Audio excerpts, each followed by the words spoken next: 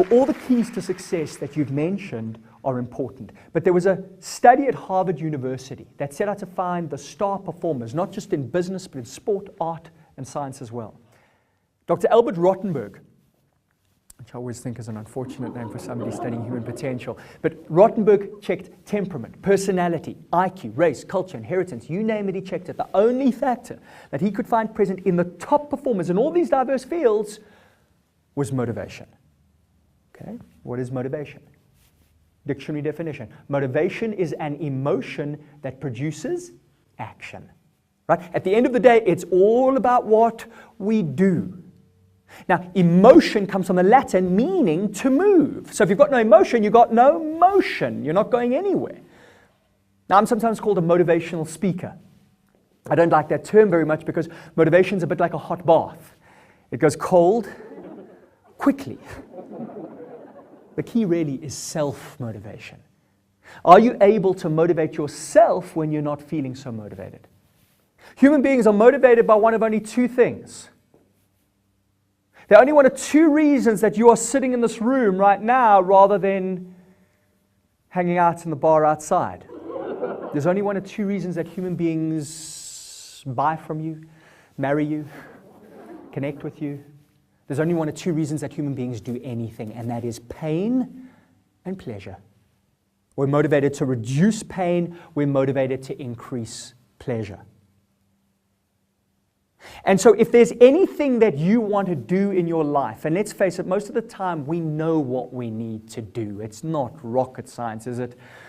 Losing weight, exercise more, eat more healthily, create wealth, get out of debt, spend less. I mean, we know this stuff, right? But why are we not doing it? Because we're not motivated, because we're focusing on the immediate pleasure that comes when you sit in front of the TV with a bag of chips instead of going to the gym, or the immediate pleasure that comes when you overspend instead of getting out of debt and saving, rather than the long-term pleasure, yeah?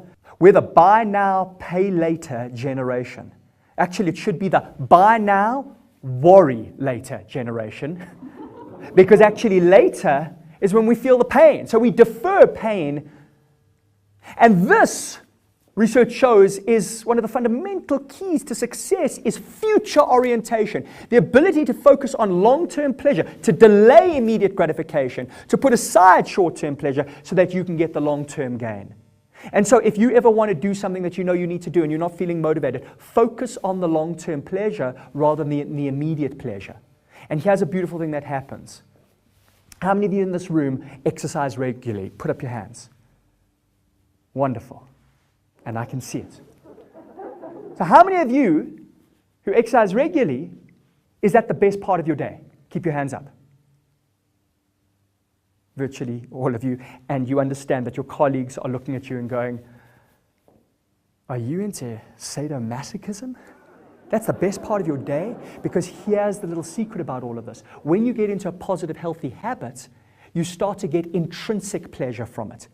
Psychologists tell us that it takes about 30 days for an act to become a habit. For 30 days, it's going to be uncomfortable. For 30 days, it's going to be a little painful. But instead of narrow framing, focusing just on the pain, go with broad framing where you focus on the pleasure that will come, because it will come. And in fact, exercise, depressed people who get into a regular exercise program reduce their depression almost as effectively as those who go to psychotherapy, because exercise boosts serotonin. Rats who exercise on a treadmill for 90 minutes double their serotonin level.